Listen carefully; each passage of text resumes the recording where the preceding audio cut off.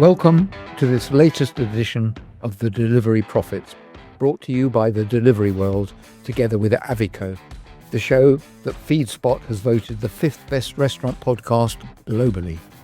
We're so grateful for all of you out there who tune in regularly for this podcast.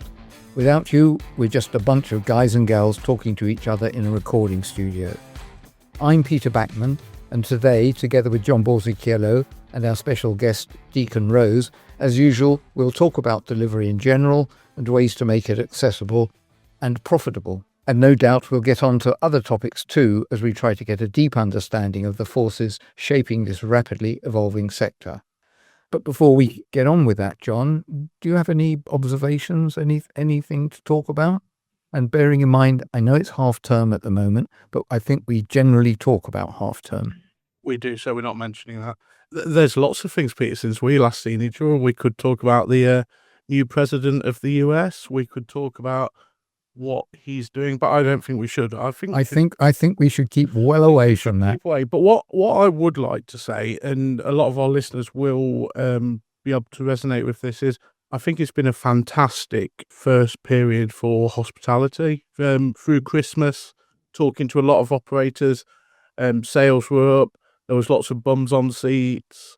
It was a good place, and that's continued through January. Lots of offers have been out there, bounce back offers, but a lot of our customers that we're talking to are seeing they're getting bums on seats in Jan and Feb as well, which is a really good thing. And Deacon, I'll be able to back us up on that hopefully in a little while. Hopefully, but I would also be a bit of a party pooper and say that maybe not everybody has had a good Christmas period. Certainly some of the smaller independent operators have struggled a bit. And coming up in April, there is the rises in NIC and minimum wage and so on, which is going to put quite a bit of pressure on restaurant operators. But as always, and as we've noted many times before, it's a very, very resilient sector. And I would imagine that they're going to come through on the other side, whenever we've reached the other side, in a good, happy, creative place. Oh, definitely. We're not going to go to the political bit of April. But again, when you talk to operators, there are cost savings they need to achieve within their business. Does that come down to cost savings through supply chains? Does it come through to cost savings where they can pass it on to their customers? If we reach that point of stagnation where menus can't go up, otherwise it will drive people away. So, yeah, like you say, it's going to be an interesting one, but like they're very resilient, aren't they? I would throw into that pot efficiency as well, just squeezing out more profit per pound spent. Definitely. But Peter, if you look behind, we know we're not talking half term, but we're at Brewdog at Waterloo. I've never seen this place so busy. You can't find a seat. There's not any seats, although there are a lot of children in here. I mean, their faces painted. Okay. Bizarre. Okay, so I think before we go down that rabbit hole, maybe it's time to get the show on the road. And I usually start by reading an introduction that I've prepared earlier. And in it, I say that I see that Uber is taking DoorDash to task in the USA. More specifically, the ride-hailing company is accusing DoorDash of putting pressure on restaurants to use that's DoorDash's services and nobody else's. Now, it seems to me that there are a couple of points to note. First, of course, a company puts pressure on its customers if it can. Second, this accusation is made in the USA, where DoorDash is the major player. It doesn't seem to apply to DoorDash's Wolt business in various other European countries, Japan and Israel. And third, US companies are notoriously litigious. At least they are seen outside the US as notoriously litigious. So this is a US thing, and similar accusations may not be made in other countries, or maybe they will, we shall see. They do, however, raise a point, and that concerns the relationships between delivery platforms and their restaurant customers. I've been arguing for a while that restaurant delivery is entering a new phase in its development, in which confrontation between platforms and restaurants is being replaced with something approaching a partnership mentality. Some people disagree with me on this. And maybe I can go into the reasoning behind this view on another occasion. I certainly don't have time here. I wouldn't expect partnerships between different platforms, apart from anything else that might not be legal, but things like respect and friendly are important. And as I frequently noted, and I've written a book, Restaurants Also Serve Food, about it, these things are an important underpinning of any restaurant's operation and positioning in the market. If they aren't friendly or respectful, they won't have any customers. So if partnership, friendly, respect are the names of the restaurant game, how do restaurants view delivery platforms if they are being unfriendly by suing each other? Do they care? Is it just a US phenomenon? Should we be bothered?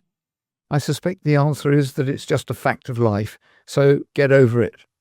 But nevertheless, I think it's a shame. John, I don't know if you've got any thoughts on that before we move on the conversation.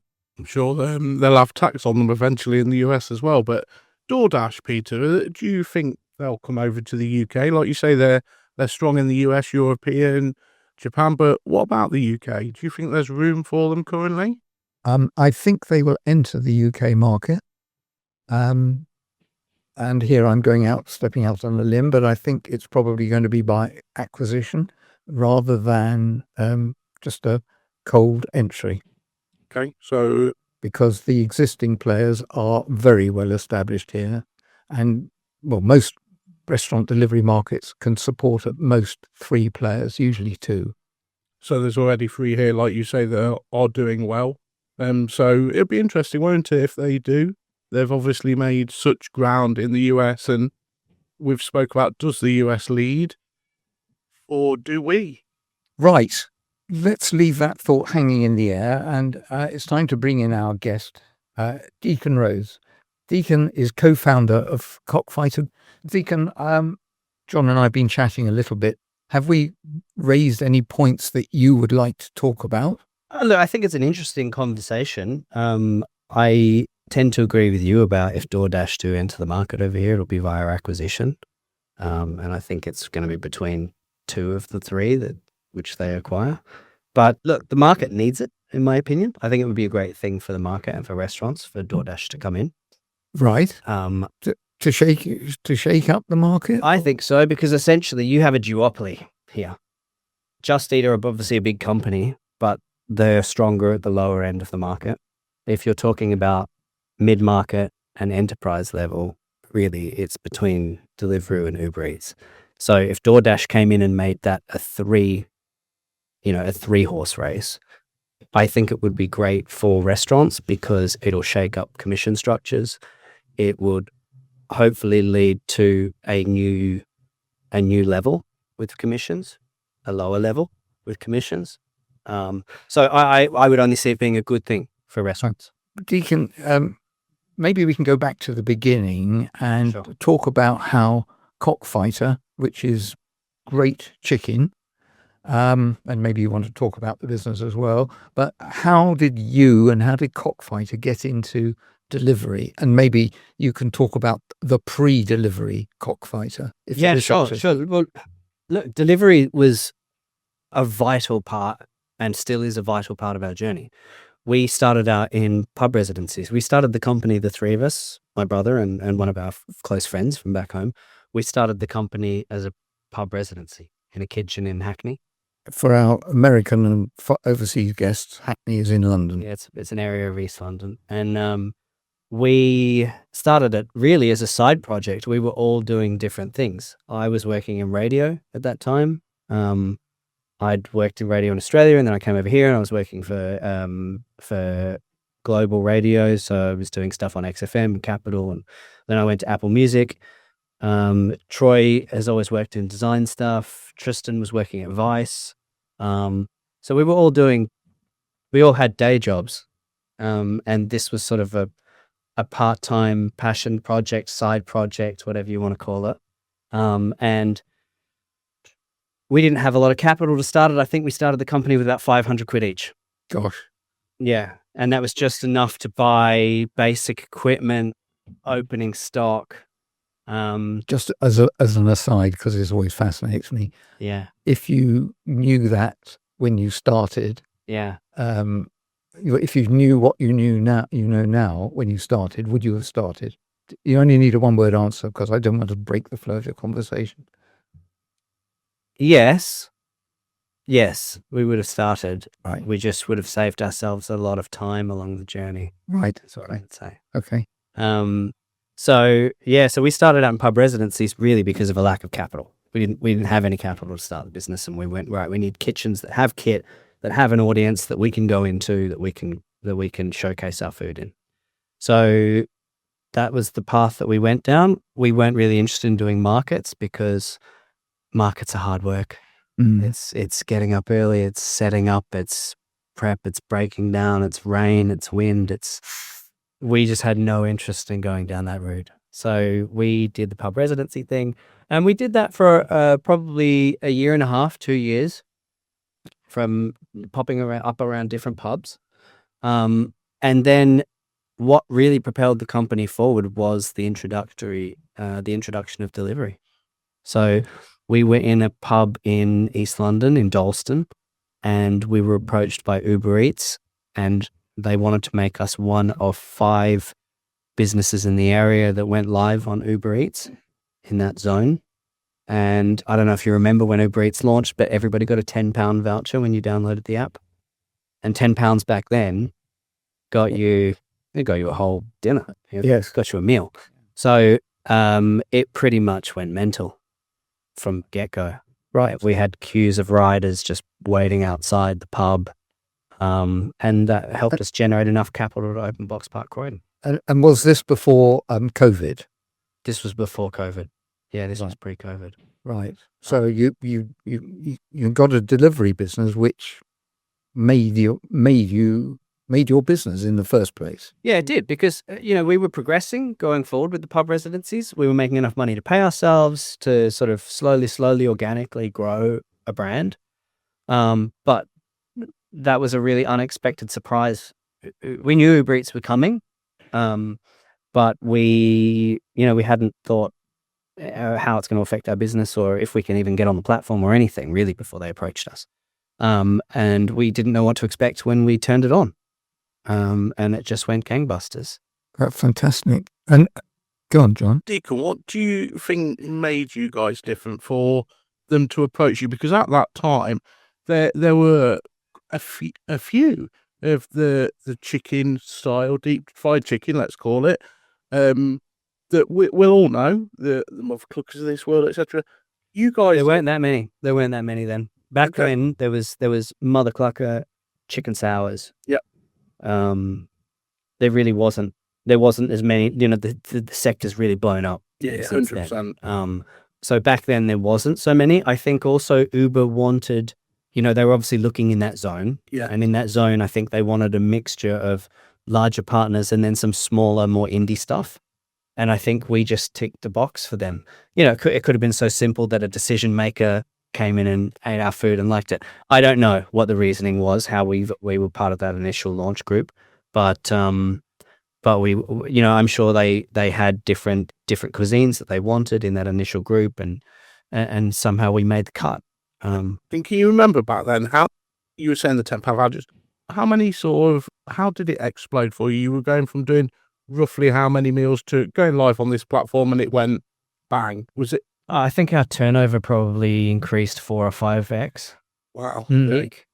Pub residencies aren't all that lucrative. You make enough money to pay your costs, pay yourself.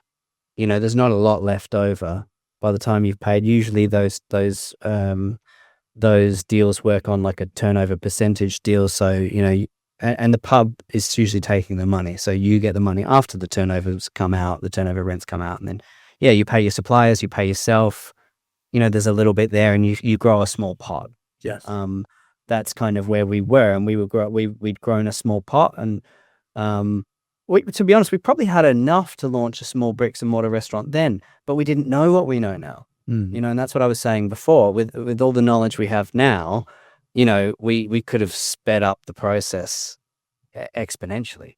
But then COVID came along, and did that transform the business, or was it growing? By the time COVID came along, we had Box Park Croydon, Box Park Shoreditch, and Soho. Soho was our first dine-in bricks and mortar restaurant. So that was where we were pre-COVID. And then obviously when COVID came, we had no idea what was going to happen, how long the world was going to be shut down for, how any of this was going to play out. And, you know, we were in a healthy-ish position as a small independent company, but like, you know, not sitting on 12 months worth of cash or anything like that, you know. So very quickly, before it became clear things like furlough or how lockdown or how any of this was going to work, you know, we established pretty early on, as soon as we can trade in any way, we're going to need to figure out a way to, you know, we don't have enough money. We're not sitting on a stockpile here. So we were just kind of at that point, just waiting for clarity on how things were going to work. I think once lockdown was announced, furlough schemes were announced, and things became a little clearer, although none of us knew how long this was all going to last for, we started noticing that businesses were trading on Deliveroo and Uber still, but more like takeaway kebab and pizza places and stuff like that. And we realized, hang on, people are stuck inside. They're stuck at home. The only things you can get on apps right now is, you know, kind of low-level takeaway food. There's a huge market here, and if we can move quickly and do something, then we can capitalize on this. So we acted quite quickly. I can't confirm it, but I dare say we were probably one of the first multi-site brands to get back on delivery services. We couldn't do it out of any of our existing sites. Box Park wouldn't let us on site for safety reasons, and that was fair enough. Our Soho restaurant is in the middle of Soho, wasn't really the right spot to do it. So we started ringing people, ringing friends we know who have pubs, people we know people who might have access to a kitchen. And we quickly were able to source a kitchen in Hackney Wick, which is an area of East London.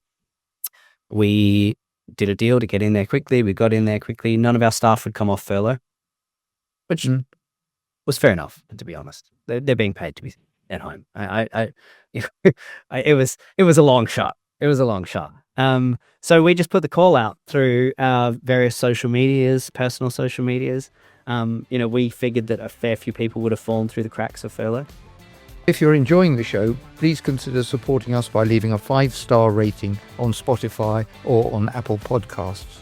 Your ratings and reviews mean the world to us and help more people discover our content. Plus, it's the best way to show your appreciation for the hard work the Delivery World team, the Avigo team, and our fabulous guests put into each and every episode. So go ahead, hit that 5-star button. There are full instructions in the show notes. And let's continue with today's fantastic episode. You came out of COVID after opening all of these dark kitchens. Yeah, we opened up a load. We had some great chefs, some Gordon Ramsay chefs ended up working for us, and we opened a load of kitchens, did really well. And yeah, we actually came out of COVID in a stronger position. Okay, so you've got these sites, but also your supply chain, that must have got hit. Was that something that you've then built on from then to today and built a strong, solid, robust supply chain? Yeah, I think one of the things that we had to do during that whole period was condense suppliers as much as possible. And we've stuck with that principle. So rather than having 10 suppliers, we've got like 3. And that's just so much easier. It's so much more scalable. They're all national suppliers or can be national suppliers. So yeah, that was a key learning from that period. And so with that general backing of experience of a team, of the supply chain, if we can fast forward to, I don't know, a year or so ago, what position were you in? And really what I'm leading up to is the relationship you have with Growth Kitchen. Mm-hmm. So a year ago, we've got 3 bricks and mortar restaurants now. We've got Box Park Croydon still. We are in Shelter Hall in Brighton. We're just trying to build a restaurant company, but we've always performed really well on delivery. And we knew that there was a path forward, the delivery was still going to be an integral part of this business, but that running dark kitchens is harder and harder to make them profitable. I would dare say that unless you're a huge enterprise brand or just a massive brand like Dishoom, that dark kitchens aren't really even viable. Single brand dark kitchens aren't viable anymore. Incidentally, you get a bonus point for mentioning Dishoom. Yeah. Well, Dishoom's a monster. They've built something really impressive there. Sorry, I interrupted. It's true though, isn't it? Yeah. Bonus point for Dishoom. So, dark kitchens just have got harder and harder over the years, and they're a lot of work for little return. And we just decided we didn't want to do that anymore.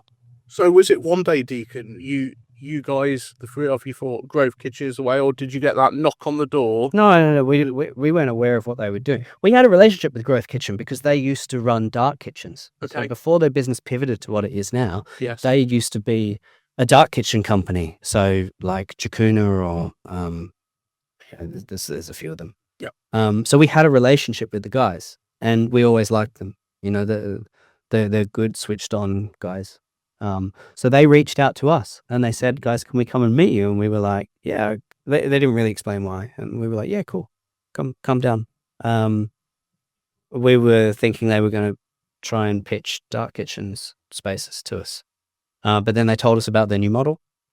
And I think pretty much straight away we saw that that's a great model. And we were pretty excited to explore it.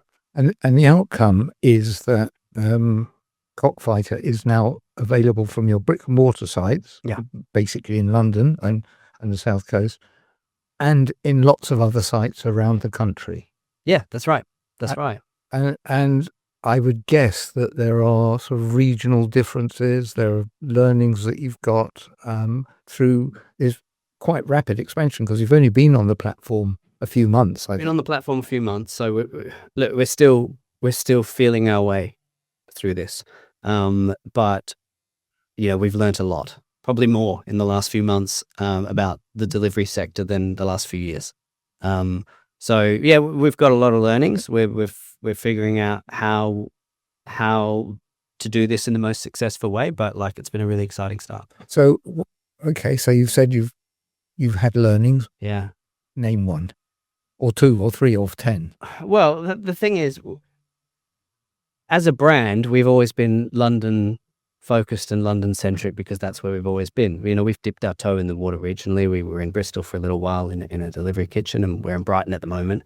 But chiefly, we're a London brand. And so, what we're learning is how we land in all these places outside of London. And some places we land well, some places we land, okay.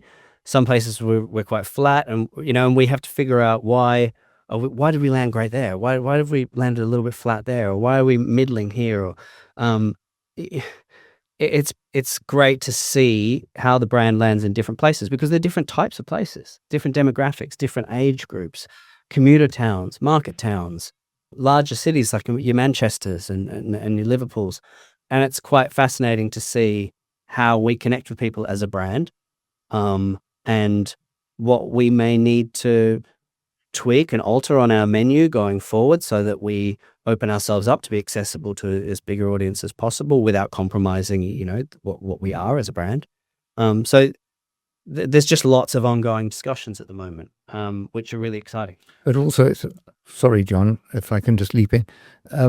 It's still early days. I mean, really early days, really early. And it must be really exciting. And does the setup allow you to make quick changes and get quick feedback? Quicker than you'd think, yeah. Because when you start thinking about countries all over the place, to big distances between them, kitchens all over the place, all over the country, and big distances between them, we thought that it would be quite, I don't know, if we wanted to make a change, it would be sort of quite slow.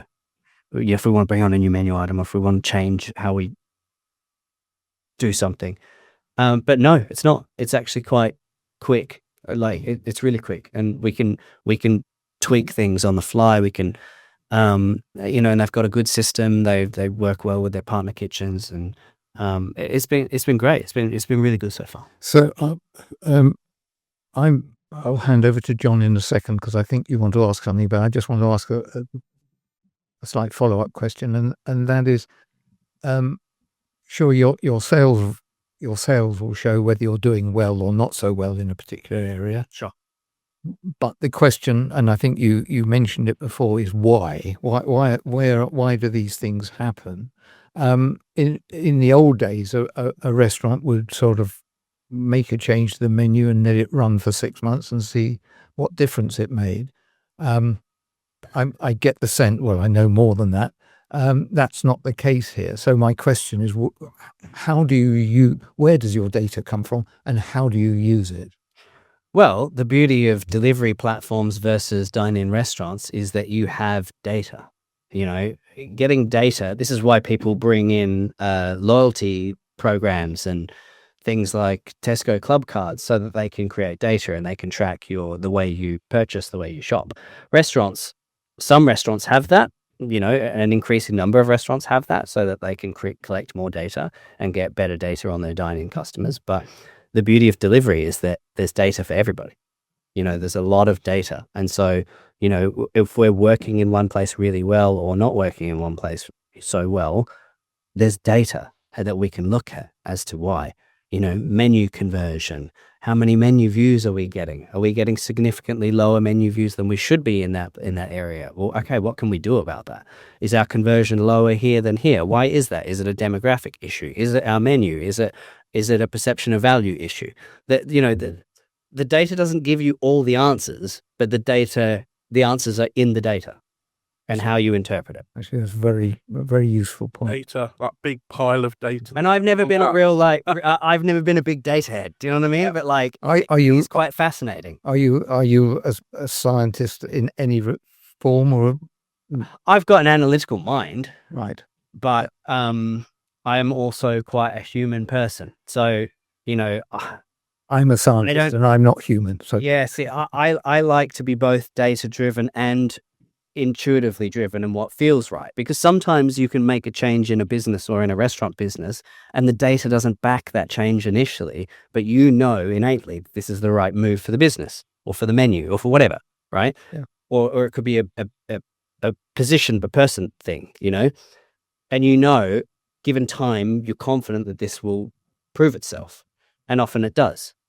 But if you just went on data all the time, I don't think you can go just on data all the time in a human-led business like in a hospitality business. That's I agree with that 100%. I'd love to continue this bit of conversation, but I know John wants to ask a question. Let's go on to just an interesting one, Warrington. And that may not mean a lot. It doesn't. But when we had Mate on from Grove Kitchens, yeah, he was saying it was all the places they opened in the UK. We've opened an Athenian in Warrington, which, again, for the listeners in America, is a town, city in the northwest of the UK that's normally raining. That's right. That's about as much as I know about Warrington. So, number one is, do you have a site in Warrington yet? Not yet. Not yet. But so the discussion is, how do you market to someone in Warrington?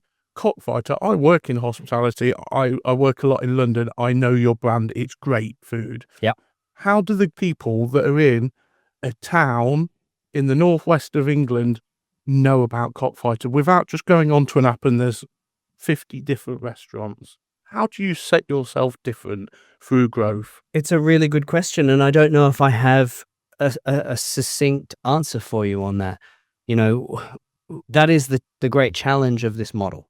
When you're scaling a brand, normally when a brand scales, it scales in restaurant format, which means it lands on a high street, which gives it a presence in a community.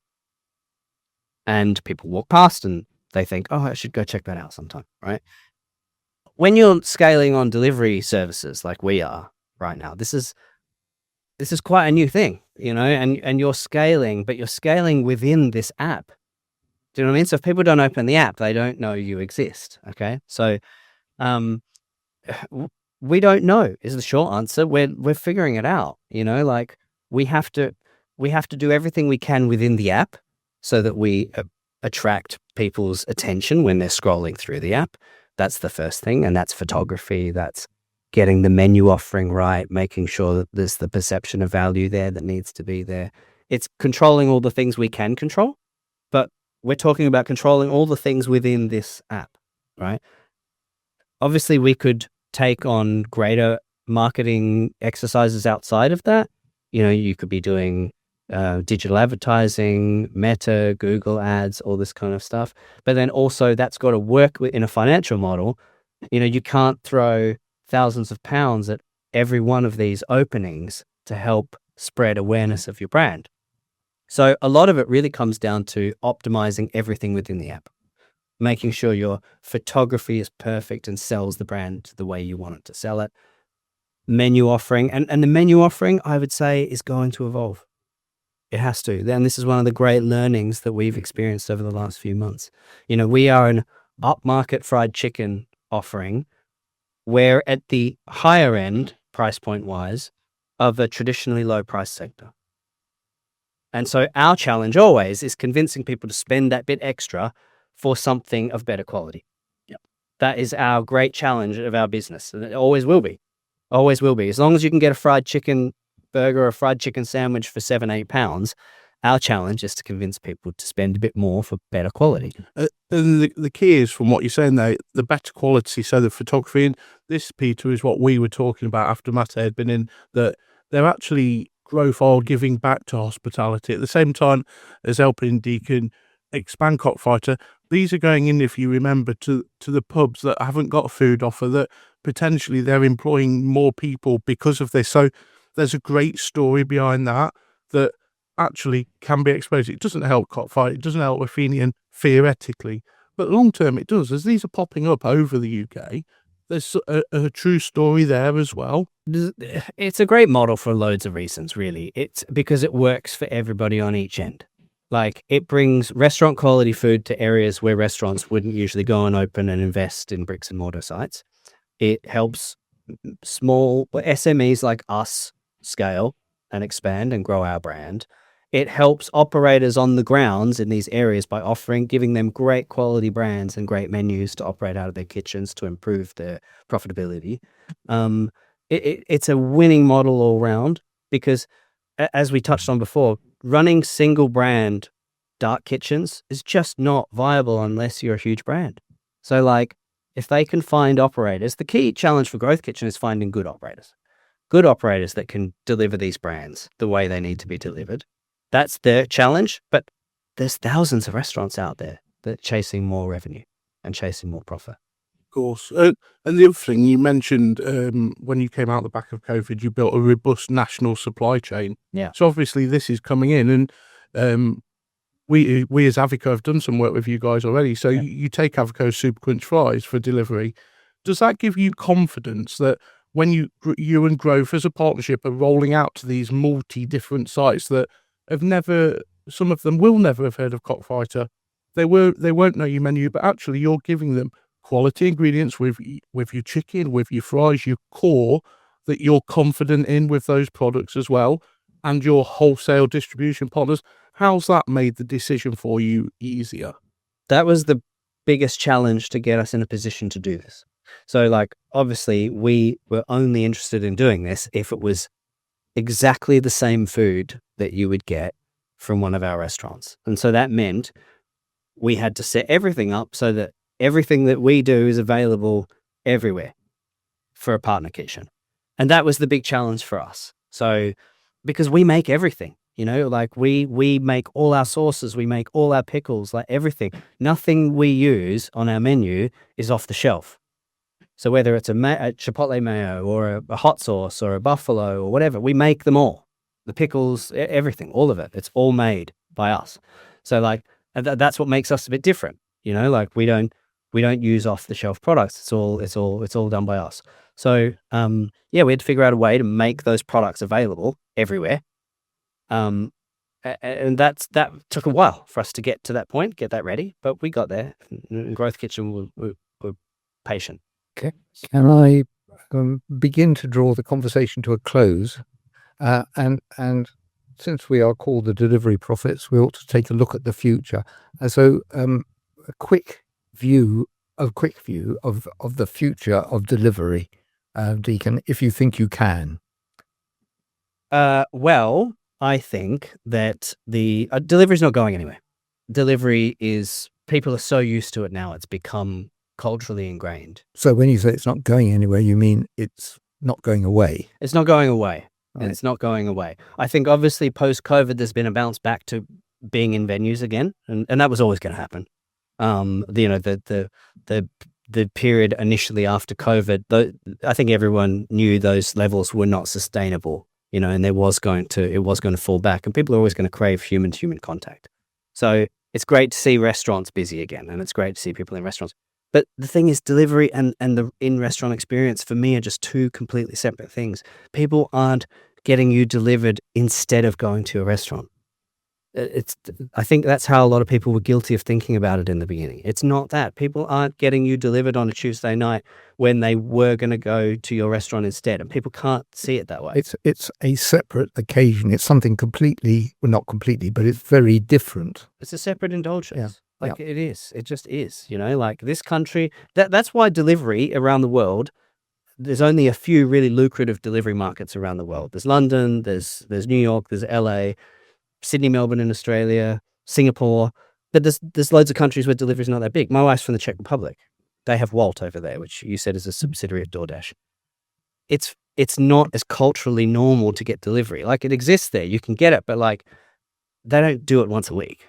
It's there are only certain cities in the world where people get regularly delivered food. So in a nutshell, is that going to, and now we're taking a global view, is that going to change in the medium term? I don't think so. I think it depends on a country's culture, a country's habits. I don't think so. I think I agree with you. It's culture. Do we do delivery? We do delivery in the UK. As you've said, you've highlighted London. We do delivery, so that's fine. Yeah. In other towns, other places, they don't.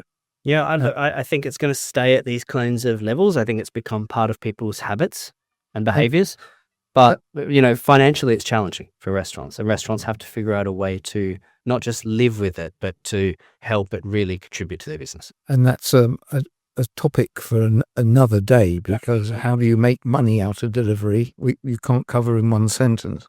But do you think it can be done? I think it can be done, but from our perspective, this is why we wanted to focus on being dine-in restaurants. For us, delivery has to be part of the overall mix. But being too focused on delivery or making delivery, like, we couldn't survive as just a delivery-only company. Maybe other models can, or other brands can, but I think, if you're giving away a substantial percentage of your revenue on delivery and paying a commission on it, that's a really tough financial model unless you have crazy good COGS, like an amazing GP, and everything also has to be super low. You've got to have low staff costs, low everything to counteract that. So I think it has to be for us, it's got to be part of building a restaurant estate, and delivery is a percentage of that. A part of that. I think that's a good place to stop.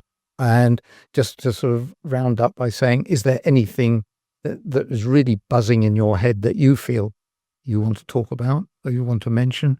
If it's really there, I'm not asking you to find something. No, I don't. I think it's a really challenging market out there, and I think that the brands that really invest in building their brand are the ones that are going to succeed, because the market's just getting busier and busier and more saturated and more saturated. So that's the next phase, is that building a brand is the key. Great. So thank you. No, perfect. Thank you. So Deacon, if anybody wants to contact you, LinkedIn. Yeah, LinkedIn. I don't check it all the time, but yeah, LinkedIn. You can. I'm findable. I'm social media. Okay. LinkedIn is fine. Yeah. Okay. And if people want to find out about Coqfighter, it's www.coqfighter.com. BOQ. Yeah. Fighter. Yeah. Coqfighter, Instagram, the usual places. Okay. Where did the name Coqfighter come from? Just as a last point. Okay. I'll keep Quickly though, because otherwise Peter will. keep it really quick. we actually had a different name, which I'm not going to say what it is, but this was very early doors. We didn't trademark it because we were very green. Someone nicked it. So we had to make a change. And we all contributed 2 names each to a list, and we picked one. So the 3 of you decided that you called your grant. So that one was for, we have a colleague, Peter, in our team called Dave Ward. He lives in Rochdale, rainy Rochdale, and he's not far from Warrington. Well, it's not, but he laughs at things like Coqfighter, and he's like, another one? Where do these keep coming from, these names? So that's why that one's for... We picked it because it was an unusual one, and people reacted that way to it. Definitely. That's what Wardy would say. So fine. Thank you. So a big thank you to our fantastic guest, Deacon Rose, for taking time out of your busy schedule to join us today. And here's a reminder that whether you're a delivery company, a marketplace app, a technology company, a restaurant owner, an investor, or simply someone who loves to order takeout, the Delivery Profits is the perfect way to stay informed and ahead of the curve in the world of food delivery. You'll find the Delivery Profits on Spotify, Apple, or on the other places where you normally get your podcasts. And please support the show by leaving a 5-star rating. Your ratings and reviews help more people discover our content. And there's more at just 3 W's, thedelivery.world/the Delivery Profits. Tune in to the next edition of the Delivery Profits for the insights, interviews, and analysis that will keep you ahead of the game in this exciting and ever-evolving industry. And with that, it's goodbye from today's Delivery Profits. That's Deacon and John and me. Goodbye. Goodbye. See you later.